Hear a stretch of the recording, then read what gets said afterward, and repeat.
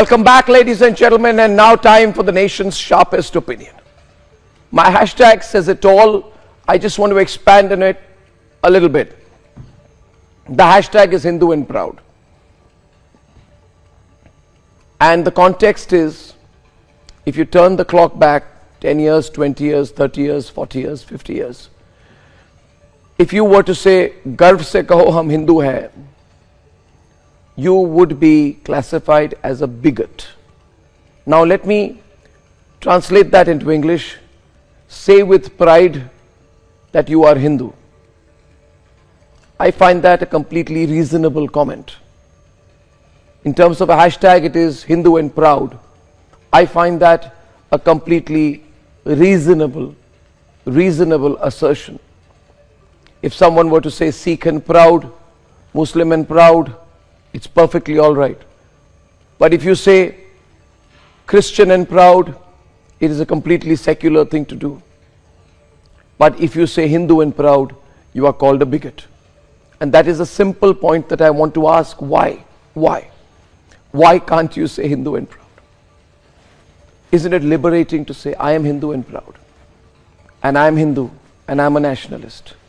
Isn't it liberating to say that? Why should you be made to feel guilty about saying that you are Hindu and a proud nationalist at that? I think all Hindus should be proud, and all Hindus should be nationalist. In fact, all religions in this country, every citizen of this country should be a nationalist. Because what is the other alternative? The other alternative, simply put, and I'm not talking of this in terms of semantics, is to be anti-national. Is being an anti-national a matter of choice, a matter of asserting your rights in a democratic country? Are people out of their minds with this kind of perverted logic that has been thrown to us for decades and decades?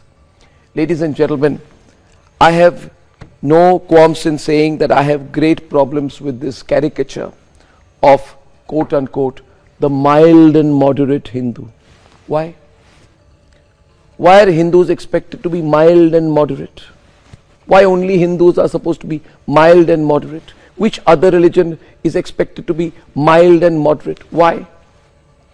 What great value is there, ladies and gentlemen, in being mild and moderate as opposed to being proud and assertive?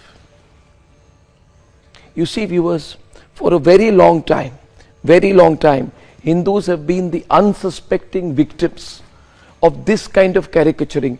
It is conditioning that is put in. If you look at the way things are presented, anybody who is religious and a Hindu is caricatured from cinemas to comic books. Why? Is a similar caricaturing ever done with people from any other religion? Muslims or Sikhs or Christians? No. Holy men from the Islamic faith, from Sikhism, from Buddhism, from Christianity are venerated, respected. But holy men from the Hindu religion are seen to be evil, wily, dangerous, selfish. Why? You see, viewers, all this is not accidental. It has been deliberately done to make Hindus self-conscious about their religious identity. Almost as if to tell Hindus that please keep your religion at home. Don't you dare bring it out into the open. You are a Hindu, we allow you to be a Hindu, that's enough. Don't display the fact that you are a Hindu. And if you display the fact that you are a Hindu, whether it is by wearing a tilak or wearing Rudrakshmala, you will be immediately classified to be somebody who is a bigot. But things are changing. This is no longer the way things are. Viewers, the only answer to this is nationalism. I am not talking about Hindu vote consolidation, but I want to share a bit of arithmetic with you. Who are the people who are attacking Hinduism today? The Congress, the DMK, the RJD. These are the principal parties, and there are others who are joining in. What is common to all these parties? Viewers, all these parties are global masters in caste politics. Their entire thought process, their politics, right down to the booth level, is based on caste politics. Why do they do caste politics? Because their whole idea is mathematical. in this country, to win an election, you need about 35% of the vote. For that, you need to get 70% of the minority vote and 25 to 30% of the Hindu vote, aggregating anywhere between 35 to 40% with which you can win an election. This was the very logic that was told to me once by a political strategist operating in Bengal, who said to me face to face in a confidential meeting, all that we need to do is get 70% of the Muslim vote and 30% of the Hindu vote and we are through. And how do you get 30% of the Hindu vote?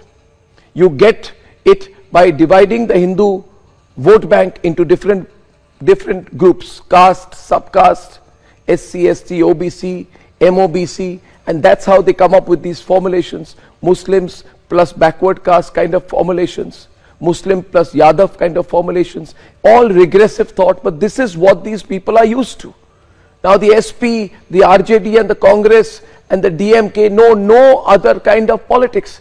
These political parties are out of date in a country where the government is taking India to the moon, where ISRO is reaching the moon, where our economy is growing at 8%, where we are holding the G20, where infrastructure is growing, where the Aam Aadmi uses UPI, where the economy has been demonetized, and we are heading to be a superpower. We're heading to $10 to $15 trillion in terms of our GDP in the next 10 years.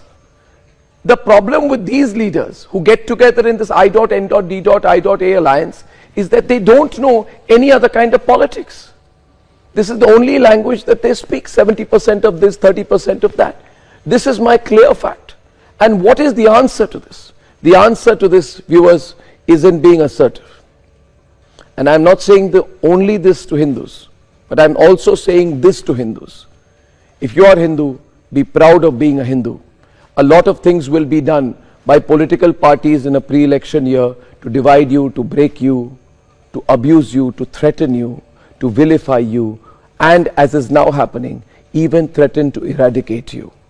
The only question you need to ask these politicians is this: are you the only people who have done this? For 2,000 years, over hundreds of years, hundreds of years, over many centuries, through many invasions, over 1,000 years, there have been attempts to eradicate Hinduism. Everybody, ladies and gentlemen, has failed. Let's debate.